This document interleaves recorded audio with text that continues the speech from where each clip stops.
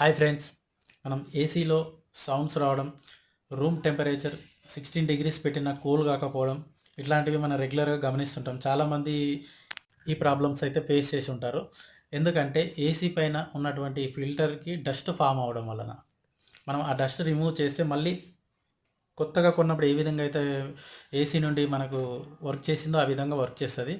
అలా చేయాలంటే ఏం చేయాలంటే ఏసీ మీద ఉన్నటువంటి ఫిల్టర్ తీసి దానికి ఉన్న డస్ట్ చూశారు కదా, ఎంత డస్ట్ అయితే మనకు ఫామ్ అయిందో ఆ హెయిర్ స్ట్రక్ అయ్యి సౌండ్ వస్తుంటుంది మిషన్ నుండి మనకు బయటకు. ఇట్లా స్ట్రక్ అయిన సౌండ్ అయితే మనం అబ్జర్వ్ చేయొచ్చు. మనం ఇట్లా ఈ విధంగా క్లీన్ చేసేసుకోవాలి ఏసీ ఫిల్టర్ని నీట్గా.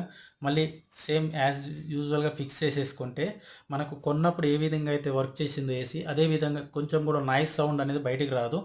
రూమ్ టెంపరేచర్ కూడా చాలా కూల్గా మనకు 24లోనే చాలా కూల్ అవుతుంటుంది.